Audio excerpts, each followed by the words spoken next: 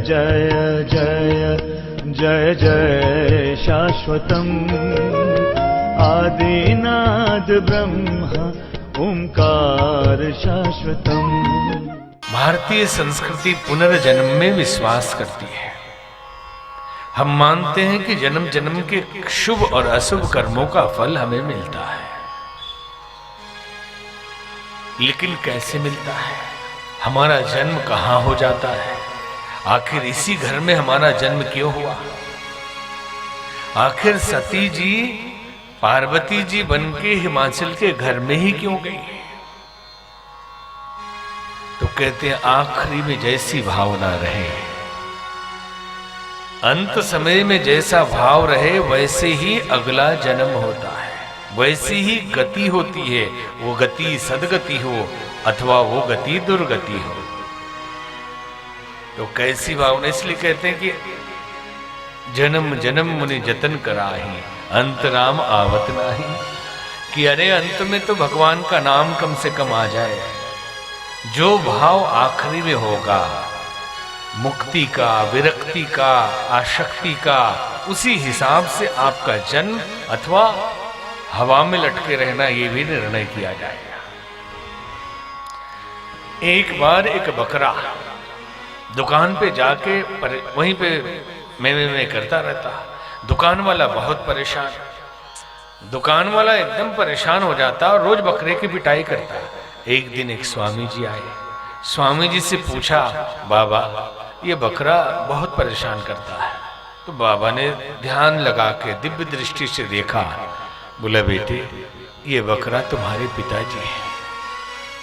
तुम्हारे पिताजी पिछले जन्म में दुकान उन्होंने बनाई है और आसक्ति दुकान से इतनी है कि उनको अभी भी लगता है कि कहीं कम दाम में न बेच दे, इसलिए दुकान में आके झांकते रहते हैं और तुम उनकी पिटाई कर देते हो, अपने बाप को रोज मारते हो।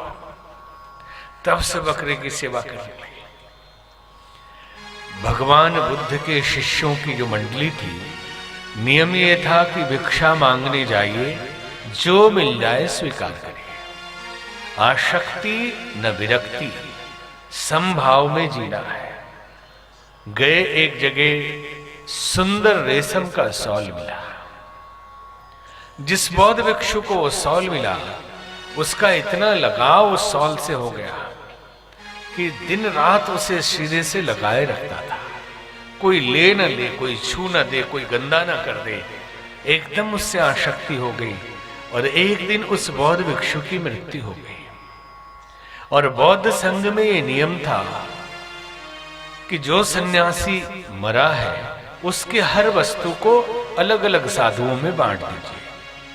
उनकी छड़ी किसी साधु को दे दिया, उनका कमंडल किसी साधु को दे दिया, उनका आसन किसी साधु को दे दिया, लेकिन शॉल भगवान बुद्ध ने रखवा लिया।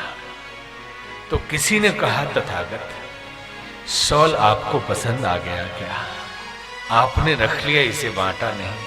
तो भगवान बुद्ध ने कहा कि नहीं, 1 घंटे के बाद मैं इसे बांटूंगा, 1 घंटे इंतजार कर लो। 1 घंटे इंतजार करने के पश्चात भगवान बुद्ध ने कहा, इस शॉल में देखो कोई कीड़ा है। तो एक चीलड़ होता है, जानते हैं आप, कपड़े में पड़ जाता है, जो कम नहाते हैं या कपड़े जिनके बहुत दिनों के बाद धुलते हैं। तो एक चीलड़ उसमें था और मर चुका था।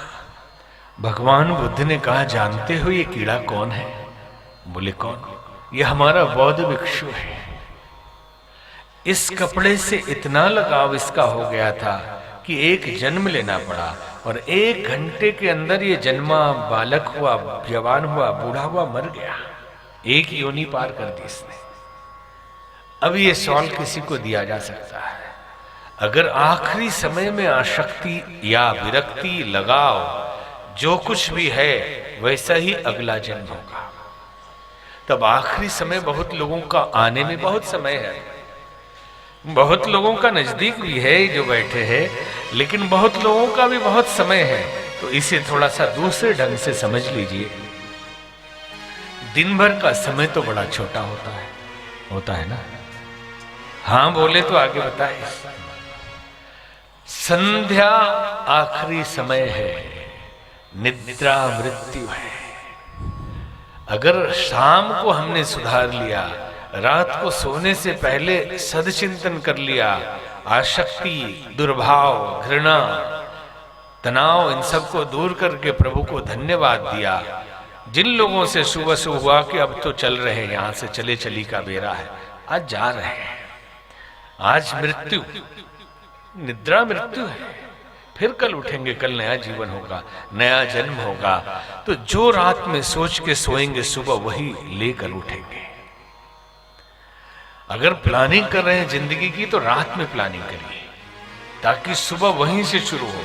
और गलती क्या हो रही है, हम सुबह से प्लानिंग करते हैं तब बिखर जाते हैं, और फिर में शाम को उल्टी प्लानिंग हो जाती है। आखिरी समय वाले फार्मूले को याद कर लीजिए कि आखिरी में जो रहेगा वो अगले जन्म में जाएगा। तो शाम अथवा रात में जो रहेगा, सुबह वैसे ही आएंगे आप।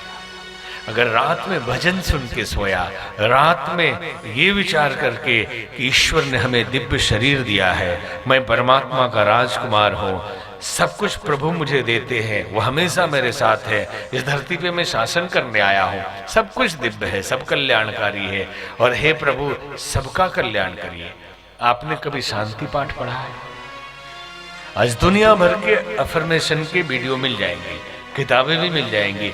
अगर आप संस्कृत के शांति पाठ को समझिए, इससे बड़ा अफर्मेशन कुछ हो नहीं सकता कि अंतरिक्ष में शांति दीजिए, पृथ्वी में शांति दीजिए, औषधि को शांति कीजिए, वनस्पति को शांति कीजिए, धरती, आकाश, किसी चीज को छोड़ा नहीं,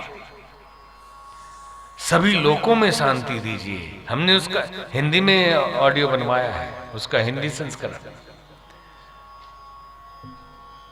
कि जल में, थल में और गगन में शांति कीजिए, प्रभु त्रिभुवन में शांति कीजिए, ऐसा है वो। अगर ये प्रार्थना हम कर सकी कि हे प्रभु सबको शांति दीजिए, हमारा तो कल्याण उसी में हो जाएगा। तो आप सुबह उठेंगे तो देखिए कैसी एनर्जी, कैसी ऊर्जा और कैसे भाव लेके आप उठते हैं।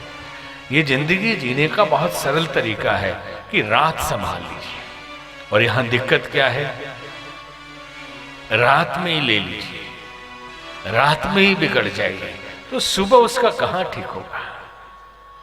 तो फिर बोले ये सूर्यवंशी है, मतलब वो वाले सूर्यवंशी नहीं, सूर्य उदय के बाद ही उठते हैं। क्यों भाई?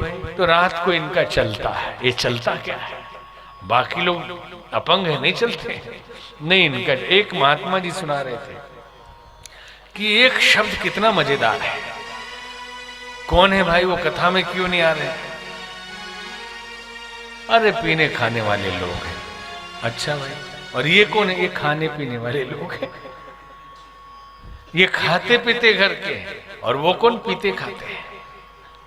ये लोग पीते खाते हैं, ये खाते पीते हैं। सिर्फ पीने खाने का आगे पीछे करना है। तो रात थोड़ा संभाल लीजिए, पीने खाने से खाने पीने वाले हो जाइए, तो जिंदगी समझ जाएगी।